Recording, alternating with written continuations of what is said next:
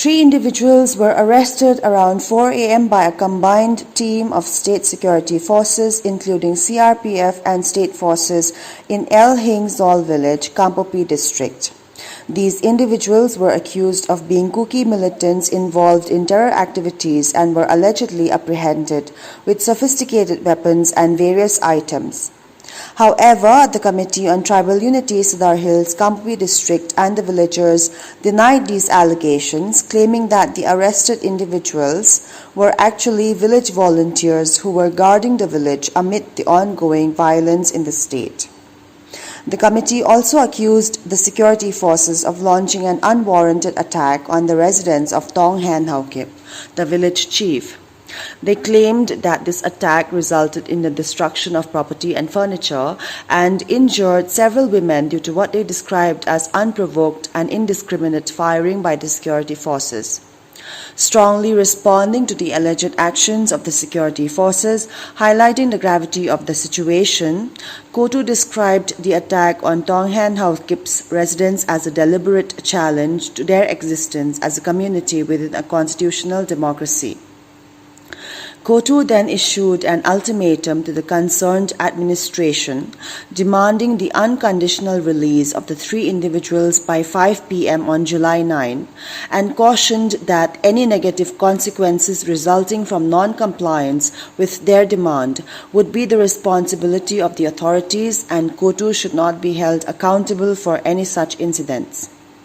Following the expiry of Kotu's ultimatum without a response from the authorities, the Kuki-Zo community across Sadar Hills gathered at Kangpokpi district headquarters and held a massive rally, starting from Thomas Ground to the front of the SP Kangpokpi office, where they staged a significant demonstration in the form of a sit-in protest. The protesters chanted slogans: "Arrest injustices, not the cookies," "Justice is to be served, not to deny," "We are India, not terrorists," "We demand security, not insecurity," "We want justice," etc., reflecting their frustration. Kotu's spokesperson, Loon Kipken, outlined the community's demand during the protest, emphasizing that the actions are driven by public sentiment. The charters of demands include the immediate and unconditional release of the three individuals arrested, an official apology to Tong Han Haukip, the chief of El Hing-Zol village, in accordance with Kuki customary law, and compensation for the women injured during the security forces' alleged indiscriminate firing to be provided by the security forces. He also said that the incident demonstrated the contradictory speech on returning normalcy in the state. He further said that if their demands are not fulfilled, the protest will continue up to the extent of the highway blockade, including economic blockade along the National Highway 2. Dear Mr. Prime Minister, Sir, in your parliamentary speech, you said that peace has come in the state of Manipur. Now let it be known that one of your opposition leader came to Zerebam and he would be a witness to you, saying that there is not yet peace in the state of Manipur. Now, the Kuki-Zo community are gathered here today. This morning, 3 of our volunteers were captured by a combined team of center forces along with the state force who are protecting the village of El Hingzol. Now, imagine if these 3 volunteers without any warrants are being captured. What would be the safety of the Kuki-Zo community in that infested area of valley-based insurgent group? Now, kindly instruct the state, instruct your chief minister to set his rules in order, to set his state in order. Kuki-Zo community have been enduring this partisan treatment from the Meitei community. This cannot go on any longer.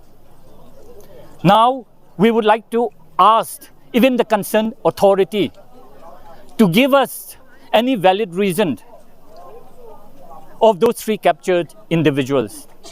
There is a law, we know that, and it should be by the book, and we demanded those 3 individuals to be handed over back to the family so that the Kuki-Zo community can feel they are being safe from all these atrocities. And in fact, it should be known that the house of El Hingzol, who's the chief, have been played havoc by these combined forces. In a customary, an attack on the chief is tantamounting to challenging the very existence of the Kuki-Zo community. That's why the concerned authorities must do compensate in a customary law so that peace could prevail in that village. And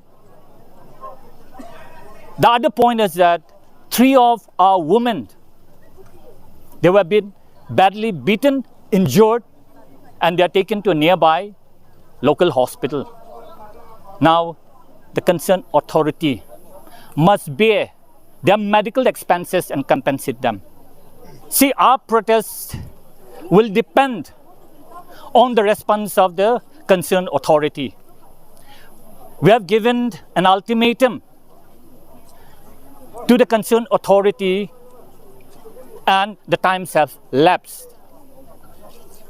So until and unless the concerned authority speaks with us so that we can relay to our public saying that some negotiation has been formed, the agitation will be on.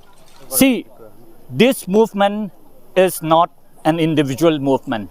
This movement is based on the sentiment of the public, and we work according to the sentiment of the public.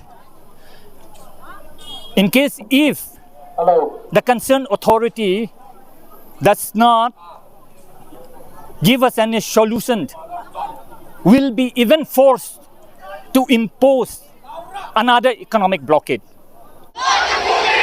Erupts